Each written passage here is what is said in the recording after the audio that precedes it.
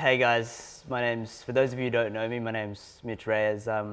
As Brenton says, I'm a freelance designer, photographer. I'm 1/5 of Barbara and a Pilates instructor at Movement Principle Pilates. And I guess I just wanted to share with you the anxieties that I experienced writing a talk on anxiety. Now, my girlfriend bought me these two crystals that I can see here to help me today, and I knew that if I did bring them, I'd get in trouble.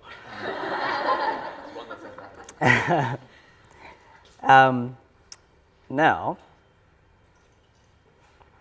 Brenton didn't set me, got me there.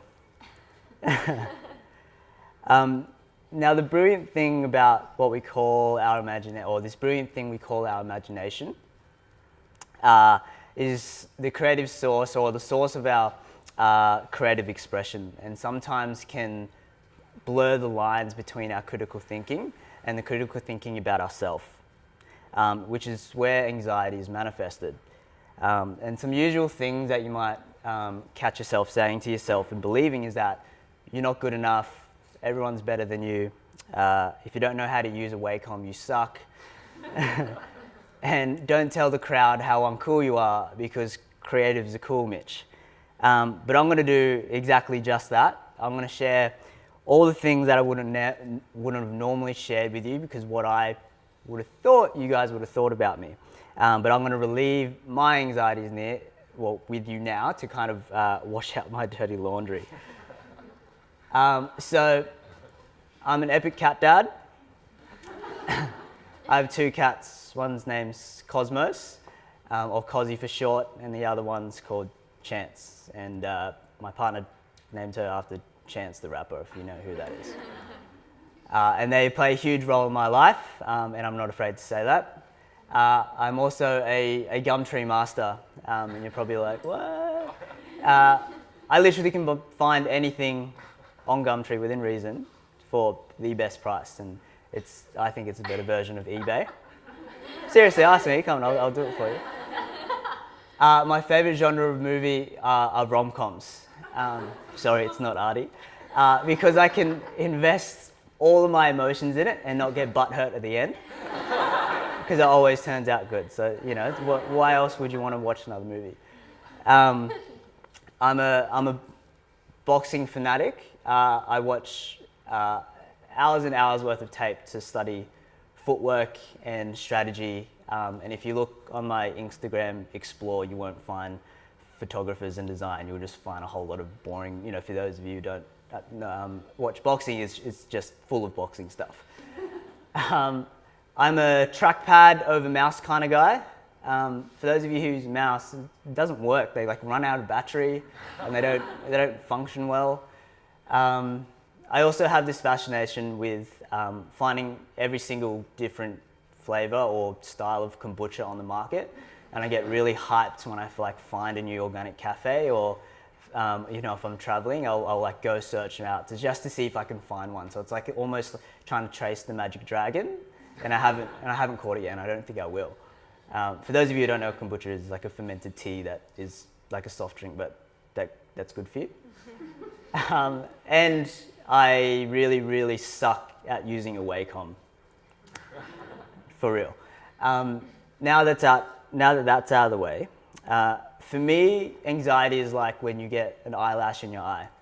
At the start, it just starts out as an innocent piece of hair, as what it is. And then you try blink it out. And then if that doesn't work, suddenly next minute, you're in front of a mirror, savagely gouging out your eye, and suddenly you think that it's a shard of glass. And you're panicking, you think you're going to go blind, and then finally you find it, and there's a sense of relief. And that repeats over and over again. And on any given day, that eyelash varies in size. It's hard enough living with anxiety, as you can hear the tremble in my voice, let alone having anxiety and being a creative, just the way that our minds function. Now, I'm a 0 to 100 kind of guy, which means that I can't do anything in halves. If I start something, I've got to go to the complete end of it. And I learned this from my parents growing up. So my parents came over from the Philippines with about, I think they said about $100. And from then, they were able to put my sister and I through school, give us all the things that I ever wanted. They weren't the best things, but I had them. And I remember, and they've been working the same factory, which is the ginger factory on the Sunshine Coast, who don't know, for my entire life. So like literally 9 to 5, and they just retired. And I remember Mum telling me when I was young that we've worked this hard for you and your sister so you can have a better life. And that completely shook me.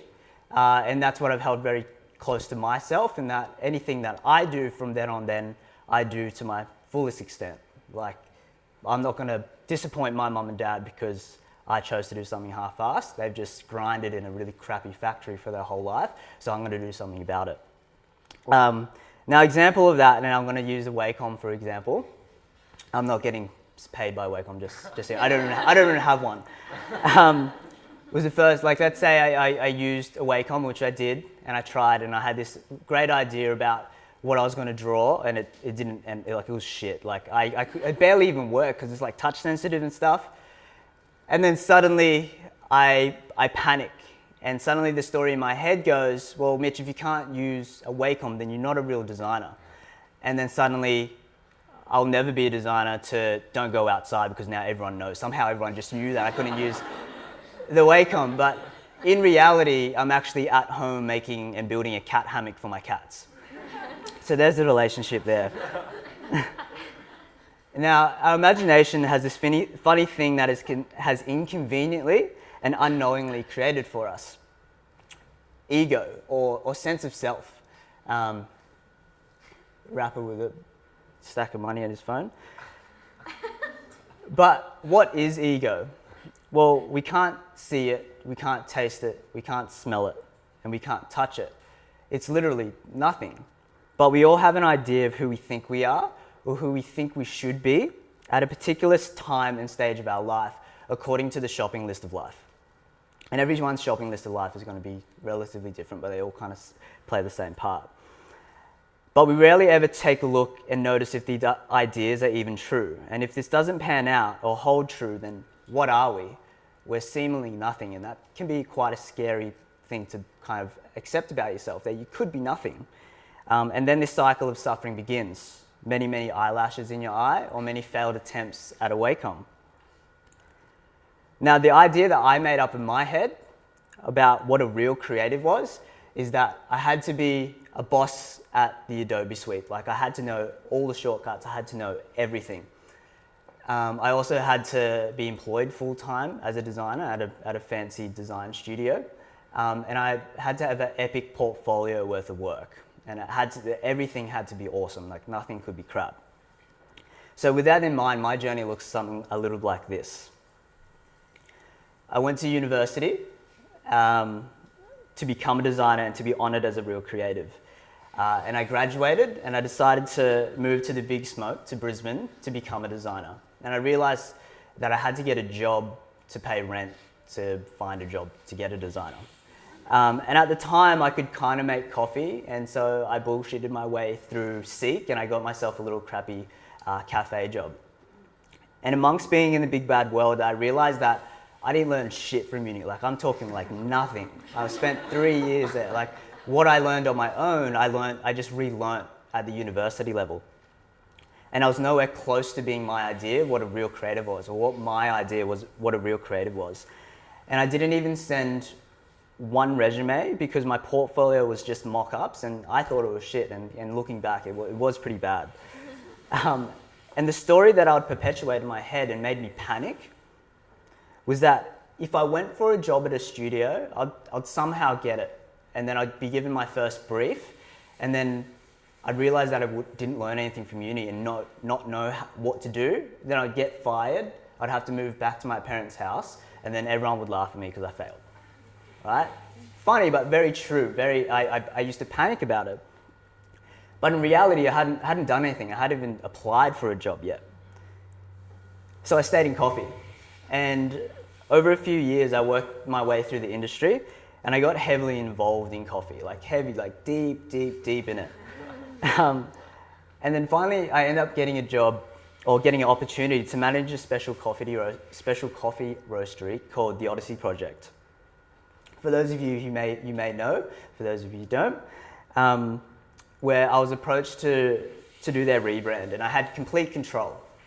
A designer's dream, very fresh. I was very green, and I was super excited. And at the same time, I learned some cool shit about running a business, creating a brand, about people and the connections with brands, and I got to see a direct relationship between my design and consumers, which was super helpful in my, in the way that my brain processed things. Then I was like, okay, I branded a real business. I'm feeling pretty confident with my design practice. Maybe I'll go get a job as a designer now. But the same anxiety plagued me. You're not good enough. If you try, you'll fail and you get laughed at. So me and four of my friends opened up a bar where I could brand another real life business, and which would give me the confidence I needed to then go forth and get a design job. And branding Barbara was one of the toughest jobs to date, because not only was it mine, it was a real life living business. And it was crucial that the aesthetic was on point, because the valley is so flooded with venues. Is how do we stand out? And it all came down to me. My business partners, I was the only creative out of the five of us. And they just looked at me. I was just like this little kid in the fetal position, like, well, what are you going to do about it? So we gave it a personality, and we used Australian culture, because the market was so flooded with American this, American that. And at the end of the day, we were Australians, and we wanted to open an Australian bar. So we called it Barbara, which is, very bogan. And we realized that we could call it Babs. So we used something from Australian culture and finessed it. And now Barbara is in her third year, and has created a cult following more than anything we could ever imagine, and something I'm very proud of.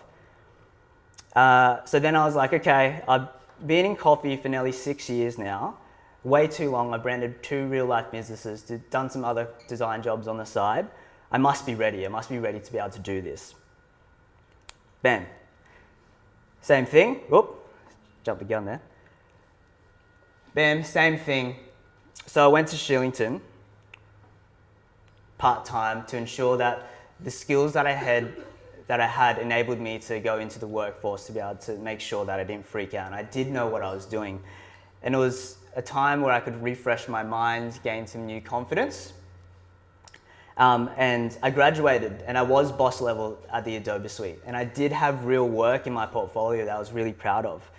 And then I was like, well, maybe now someone will employ me. And then after I graduated, the same anxiety plagued me. But this time, not only was the story the same, it grew larger. Now as the level of designers were way better than you, now that I experienced being in the industry at that point in time, and you'll look stupid if you fail, because you've tried twice now. And it completely defeated me. So I kept spinning plates between the roastery and the bar. And I decided from then that I'd take a step back from design because of all the pressure that I placed on myself and the anxieties that it gave me. And I wanted to choose another avenue to express myself, so I chose photography. Now my 0 to 100 personality kicked in, and I immediately bought a 5D Mark II off a friend. Now for those of you who don't know what 5D Mark II is, like the best, at the time, the best Canon DSLR on the market, and I dropped a lot of money on it. And I remember being so disappointed with the first photo that I took. And it was just a landscape, it was outside my window, it was sunset, and I was like, in my head, I was like, this is gonna be epic. Took a photo, checked the back of my camera, and I was like, that's shit. And I could have taken a better photo on my phone. And an immediate rush of anxiety just flooded me, that I was like, I was just not cut out to be a creative, or cut out to do what I saw in my head just didn't pan out. But this was the beginning of my understanding of my anxiety. And instead, I decided to let my anxiety come along for the ride with me. Not push it away, just let it be there, and without letting it cripple me. And I decided that I wasn't going to shoot to try attain this idea of what I thought a professional photographer was. I was just going to shoot just to shoot. without the opinion of others, just because I wanted to. So I started shooting content at the roastery and at the bar, and this is where I saw my skills married together, and I found new ways to problem solve now with two tools in the kit, which is design and photography. And this is where the idea of the promotion for our weekend resident DJs came in. Now, normally DJs, when you look online, on social media, they're just a line of type, and that really doesn't give you any idea of what the night is or what's going to happen. So I thought that was dumb. And so I was like, okay, so maybe we shoot all of the DJs, and that's what our promo is. And I shot all of our DJs week in and week out on the same rooftop on the top of our bar, so that when there was consistency, and as well that with our customer base, they understood when an Instagram post was ours. And it also gave our clients or our customer base familiarity before they even came into the bar. So when they did come into the bar, they felt a sense of connection already because they knew who the DJ was. And as well gave our DJs a platform, because we wanted to support local music, that people actually knew who they were because they could identify a name with a face and a face with a name. And I've also been grateful that I've got some really talented friends who are brilliant musicians who I could practice my skills with. And I really did make sure that I used it as if I was shooting for a brand. And I got to do some really cool press stuff with Tom Cooney, old mate on the coffee. Brisbane boys, Good Boy.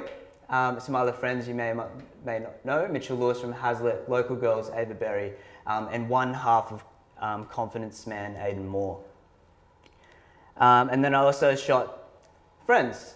And I really pretended that I just shot, and I just pretended like they were real jobs so I could practice. And I didn't have any anxiety, I didn't have any pressure on me because no one would see this work. And none of you have seen any of this work because I've been so anxious to share it. Which made a lot of my body of work at the time. And I explored different avenues and different things that I could end up shooting. And then about 6 months into wrapping my head around photography, I got told of an opportunity that Lululemon were looking for a regional brand photographer.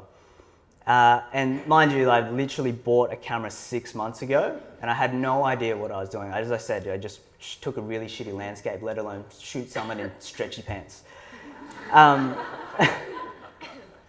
And I could have let my anxiety stop me, but I didn't, and I just let it be there, and I sent my portfolio to the head photographer with just self-initiated work in the hope that it would be good enough. And I had a 2-hour interview with the head photographer, and it was pretty much just me bullshitting my way through, like, yeah, I understand that, yeah, I know that, oh yeah, definitely. Had no idea what he was talking about. He used all this photography jargon which I wasn't used to. But I got the job. And immediately after I hung up that phone, a huge rush of anxiety completely flooded my body that I bit off more than I could chew. And I'm gonna get found out. And a few weeks later, I had my first shoot booked in, and I went along to it, and I was packing like everything. Like I was so scared because reality kicked in. It was a global brand. It was a real brief. And if I fucked up, like it was my head on the chopping board. Like I'm gonna get found out real quick. And so I did my thing. I just fumbled my way through it. I went home, edited the photos, sent the finished files through. And a couple of days later, the head photographer from Australia and New Zealand called me, and he goes, "Hey Mitch," and I was like, "Hey man, how you going?" "Mate, these are shit." He pretty much said that, and he goes, we can't use these. And my gut completely dropped, and I was like, I knew it. I bit off more than I could chew, and I completely understand that. But luckily I had a second shoot booked in a couple days earlier, or I had booked a shoot in a couple days earlier, and he knew that, and he goes, "Look, just go along to that shoot, and we'll talk when you finish." And at that point I knew that I was done for, so I was just like, he's just being nice now. And then during all this, I went through the toughest chapter of my life to date. Whilst I was still at the roastery, my boss stopped coming into work to roast coffee for our clients, and then eventually stopped coming in to work at all, and then stopped paying me and stopped paying my team. Now, this lasted nearly a whole year, and I knew that I should have left and got another job somewhere else. But the story I told myself was about what people would think of me. That I didn't become a full-time designer, I failed at being a photographer, and I couldn't run a business. And that nearly crippled me, and it was quite hard for me to face the world because of the energy that you spend so much time in your head allows you to not spend energy on anyone else. And I didn't tell anyone except my sister and my partner at the time, and I didn't even tell my business partners or my parents because I was so ashamed. The anxiety compounded, and the anxiety of worst case scenario was actually happening. My life was actually falling apart. How was I going to pay rent? How was I going to eat, etc., etc.? And during this huge curveball, I just surrendered to this emotion of extreme anxiety, and I realized that I didn't have to work at a firm to be a creative or a designer. I didn't have to be a god on Instagram to be a photographer. And I allowed myself to stop and observe what this story was and let it be with me, although it wasn't true. And during this financial and life crisis, I put myself out there to friends. And from friends of friends came word of mouth. And from that, I was able to start shooting for real clients and brands, and which got me through financially, and who some of those people who I work for and have created stuff for are in this room today, who I'm uber grateful for. And after that second shoot for Lulu, I sent the finish roster and I was like, I'm done. I know that I'm out. And he called me and I completely prepared for the worst, and I knew that I was going to get fired. And he goes, "Mitch, these are great." And I was like, "Oh, yeah, I know." And he goes, "What happened to the first one?" And I was like, "Oh, I don't know, off day." And now my work can be found across every store in Queensland, and is a huge reminder of my journey and my relationship with my mind. And it's still a huge, massive trip, and I'm very humbled by it every day. And shortly after that episode, I left my job at the roastery, which leads us here today. Along with design, photography, and Barbara, I also teach Pilates. And everyone's like, "What?" For those of you who don't know what Pilates is that our muscles in our body pattern a certain way, and whether you're an athlete or the way that you live your life, there's imbalances that happen in our body which cause injury and degeneration. And Pilates is a method that rebalances that, so we can live a healthy life, and our body can only withstand so much stress. And we've got to understand that we've got to rebalance that at some point of our life. And my experience over the years made me realize the importance of the health of your mind and body. Without either, we literally can't do anything. And over the years, I started taking better care of myself, which led me to Pilates. And my instructor, who I met at the roastery, ended up owning the studio that I went to. And one day, she mentioned, "You should come work for me." And I thought she was joking. She wasn't. And then, bam, anxiety snuck in again and goes, "Well, Mitch, you can't move into the health and wellness world too. People think you're weird, that you can't try be a designer and a movement guru too." And I was like, "Well, says who?" But recently I completed my diploma of professional Pilates, which, as Brenton said, was actually quite weird because I was the only male in Queensland to complete it. And I think in Queensland and Australia, there's only a handful of male instructors. Where Movement Principle, where I work now, approached me to do their rebrand, create their new identity and brand experience, where I got to apply my skills to an outdated industry. Now, as you can see, most of my journey, my imagination had mustered up such a big story about what and who I should be that it left no room to be just me. And what was the true meaning of being creative? It doesn't even matter. Why do I have to identify with a word? I was just going to do me. I'm going to do me, a Filipino kid who wants to create rad stuff and work with rad people and brands to help them create rad stuff. And that's it.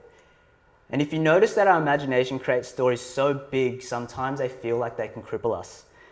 Now, unfortunately, there's no silver bullet to anxiety, but anxiety isn't supposed to be cured. It's supposed to be understood. And for most of my life as a creative, I've been on some Himalayan Tibetan Buddhist shit. Now, why? Is because those bald dudes have actually figured out how to really know themselves and really know their emotions. And I think we've well and truly lost the connection with ourselves. We spend so much time sharpening the blade of our craft, upskilling, working on how our body looks rather than how it moves. and spend so much time in our mind chasing the stories that we make up. But we don't spend any time sharpening the very source that helps us understand this noise, which is our mind. So who here actively spends time alone? Like who goes, yep, I'm going to spend 5 minutes by myself, no phone, nothing. I'm just going to sit by myself in silence. Oh, there's a couple, yeah. Played out differently in my head. For those of you who don't, it's fucking scary because you realize how discursive your mind is. And when you're still, it's quite confronting. And during the past 6 years, I've practiced what the bold, robed-up monks did, was meditation. And for those of you who think that it's hippy-dippy shit, you're right, I did too, until I started reading and practicing it. But it's quite simple. And for most of you would know, or most common with, is closed eye meditation, which is in no means wrong at any point, but can sometimes be a form of escapism and a trigger for sleepiness. And when you're going through the anxieties of life and the stresses of life, you can't just close your eyes and bail. Like your eyes are open, you need to understand and how to manage that whilst being awake. So you simply sit down or stand, and you don't have to be in a lotus pretzel, I can't even cross my legs properly. And you focus on your breath. And if your mind wanders, you just bring it back to the breath. That's it, simple. Now to throw a spanner in the works, because you got me here up on blast, I'm gonna put you guys up on blast. And my lovely friend Mitch Reyes, who is from Temple Yoga, is gonna come up and guide us through, and we're gonna do a 2-minute meditation real quick. You know, everyone's frowning at me already. So Brad, if you'd like to come up, my dear.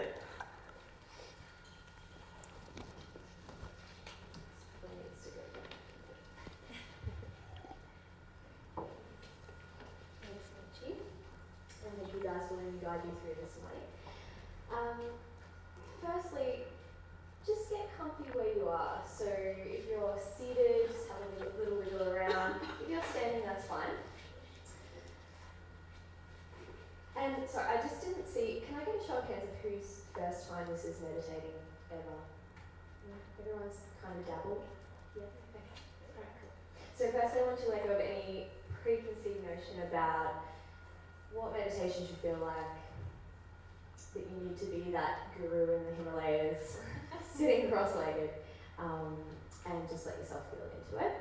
I also have a lot of people come to me and say, bros, try meditating, and I just can't do it, my mind's too busy. And I kind of have to say, congratulations, that's actually the first step to meditation, is being aware of those thoughts that are coming in and being aware that your mind is busy.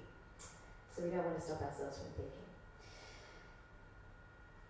So with that in mind, just a really soft gaze, and I want you to kind of gaze more down towards the tip of your nose. So rather than closing your eyes down, just let the eyelids become a little heavier. And I want you to take a big inhale, deep breath in. And on the exhale, just let it go and soften your shoulders a little more. Just relax the jaw, relax the muscles in the face.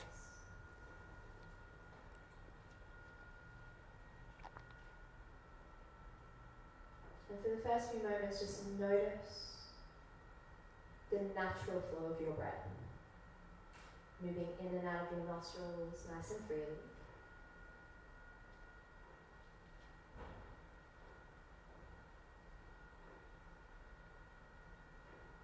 And that's all this meditation is this morning, is just that constant watching of the breath, moving in and out of the nostrils. You might start to notice a tingling sensation at the tip of your nose as you breathe in and out.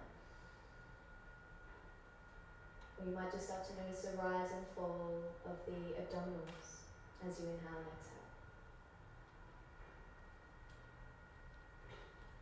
And the mind's going to want to wander.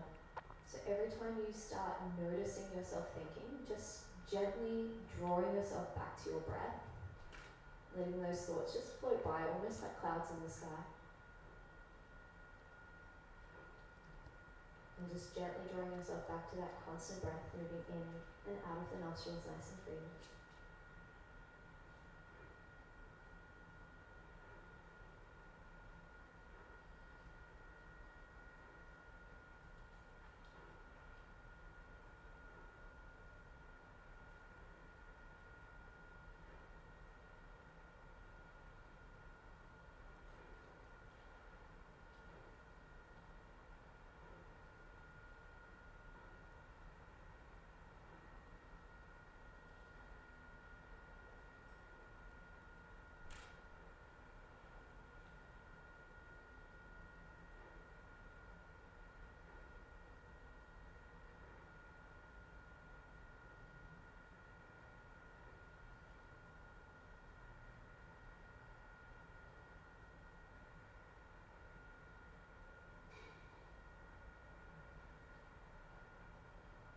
Just that gentle reminder, if you notice your mind wandering, not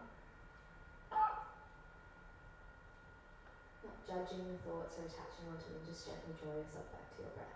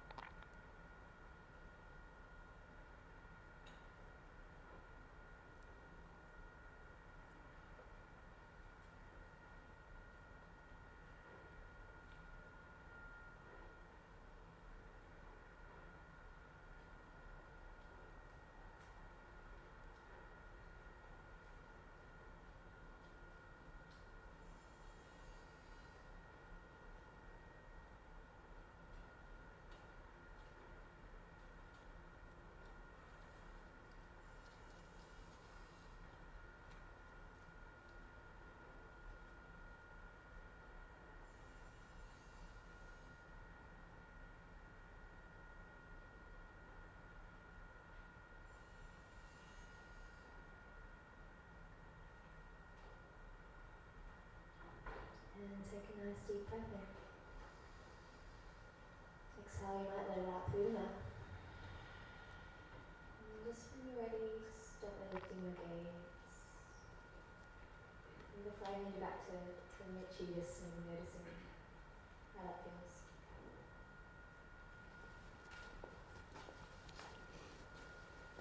Thank you, Brett. Now, most of you would have realized that you didn't come back blissed out. You didn't start levitating. And it wasn't a out-of-body experience. Your mind probably went something a little like this. This is weird. Shit, I forgot my keep cup for coffee. Or the guy serving coffee is pretty cute. And if you notice that your mind was wild, congratulations. You developed awareness. And that's it. You didn't have to stop your thoughts. You just focused your wild mind on the breath. And the more that you practice meditation, the more you experience how wild the mind is. The better we can separate ourselves from the noise and figure out the signal. And the more and more we understand how the mind works, the more that we understand how our life works and how we react and respond to things. Are we able to be present, or are we off in imagination? The Buddhists for centuries didn't find a way to remove heavy emotions like anxiety. They found a way to live with them, to work with them. And we can't possibly meditate if we've never experienced how wild our mind is. And a big reason for this is that we're not taught to navigate our emotions. We just watched a whole bunch of other people fumble their way around trying to figure out theirs. And if I didn't develop this practice of meditation and awareness, there was no way that I'd notice that I would constantly make up stories and blow them tenfold without any question, which now enables me to step back from that terror story and leave it exactly what it is, which is anxiety. A story with a heavy emotion. Not a good thought, not a good story, nor a bad story. Just a thought, just a story. So I can refocus on reality, what is it that's actually happening, and the present, and respond effectively. So I really do hope that we become a generation that we can talk about our shit. And realize that there's nothing wrong with having anxiety. Our minds are just a little discursive from what we feed it. And our attention is constantly divided between the external, that we can't separate the digital world from reality, and that we must understand our mind first to move forward, and in turn learn to be more authentic with ourselves, to be more authentic with other people, to connect with people here rather than here. And now I'm going to mic drop and leave you with something a crazy Indian guru once said, which when I heard completely changed the way I thought about my anxiety. And the grammar isn't the best because he's Indian, his English is not his first language, but you'll understand it. Sorry, the typeface looks better than actually being able to read. It was about aesthetics more than... Fear is simply because you're not living with life. You're living in your mind. Your fear is always about what's going to happen next. That means your fear is always about that which does not exist. If your fear is about the non-existent, your fear is 100% imaginary. If you're suffering the non-existential, we call that insanity. So people may be in just socially accepted levels of insanity. But if you're afraid or if you're suffering anything which does not exist, it amounts to insanity, isn't it? People are always suffering either what happened yesterday or what may happen tomorrow. So your suffering is always about that which does not exist, simply because you're not rooted in reality. You're always rooted in your mind. Mind is, one part of it is memory, another part of it is imagination. Both of them are in one way imagination, because both of them don't exist right now. You're lost in your imagination. That's the basis of your fear. If you were rooted in reality, there would be no fear. So don't run from how wild your mind is. Try, sit with it, understand it. And whatever part of the journey that you're on, I hope that you can find value in this understanding and that you're able to use it as a tool you can implement. Because we've connected to everything else externally, but disconnected to everything internally. And maybe we can learn more about the mind, we can learn more about ourselves. Thank you for your ears, guys.